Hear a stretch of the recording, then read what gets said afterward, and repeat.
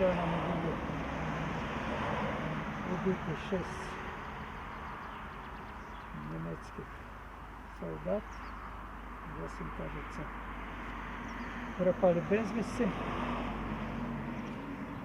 Но сама преступление, естественно, неадекватно. Всех жителей от малого до старого согнать, пару сараев живьем сжечь. Но это память надо соблюдать. Здесь родственники, есть несколько из семей живые. По сравнению с теми данными, которые участвовали в этой преступной кампании по уничтожению мирных жителей, участвовали не только, что там написано теперь здесь вот этом, но, очевидно, надо будет написать такой более подробный статью, где было изложено фактически эта деятельность. Но очень приятно, во всяком случае, что уход за памятником прошелся. Приятно, потому что память людей остается, и, надеюсь, будет оставаться много. Мы всегда будем вспоминать этот жестокий варварский день.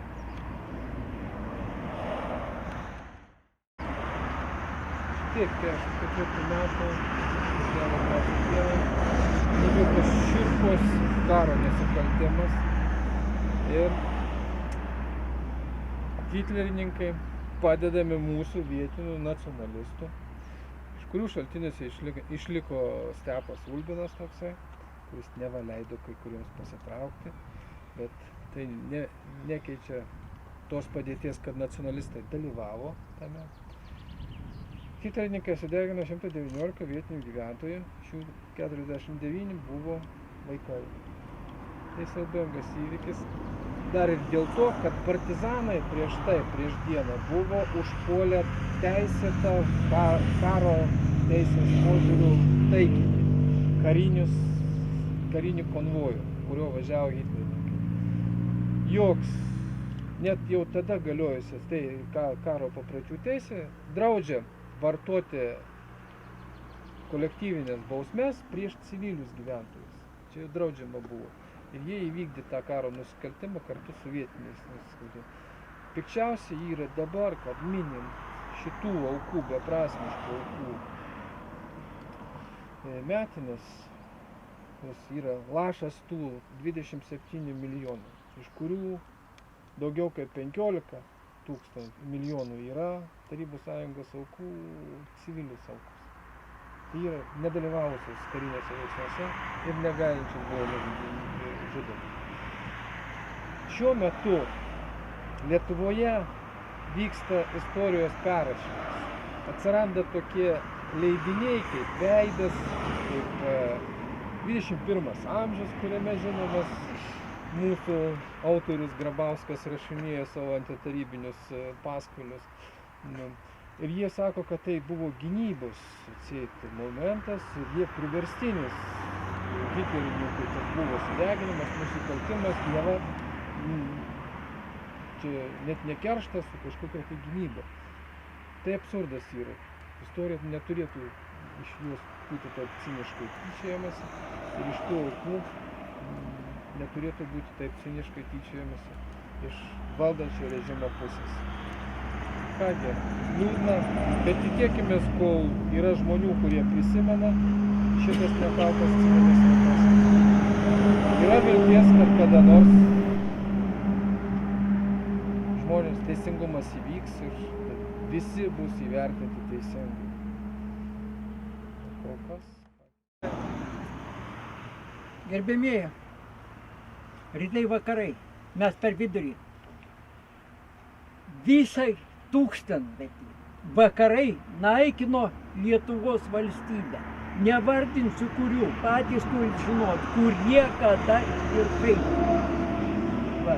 Ir dabar praktiškai vienas iš tų milijonų sunaikintų mūsų žemiečių lašelius, kuris va čia, kurį mes šiandien pagerbiam atitinkamų metinių progą. Už tai aš daug neaiškinsiu, buvo paaiškinta, aš noriu paskaityti eilėraštį skirtą laidotuvėms. Gerbiamieji, aš jūsų neguosiu, aš nesimelsiu. Visų kelias tas pats, visi ten pat būsim. Vietoj kalbos, vietoj maldos aš jums perskaitysiu savo eilėraštį. Te būna tai mūsų malda, kurios mums visą gyvenimą trūko. Neliūdėkit, neapvilkit. Žmonės mūsų gerieji, neliūdėkit dėl mirusių, dėl jų ateitis neužsustos. Jie išėjo iš čia, jie misiją savo atliko jau, ant jų kyla pastoliai tautos. Žmonės mūsų gerieji, kapų žemės nelaistykit ašarom, ašaros mūsų kovos neatstos. Jie mūsų žemę paliko ir tėvynę nepaliko, neapvilkit garbingos kartos.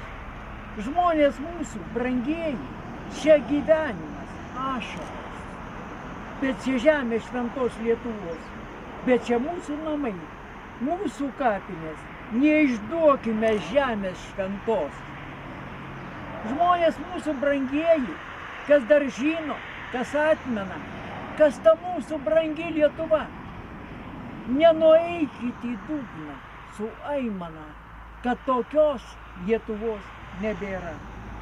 Ačiū, ačiū visiems, kurie žmonių tikrųjų kelią pasirinko. Ačiū tau, vienam ir visiems garbinga žmogau. Te būna lengva tau šventa mūsų tėvynė žemė.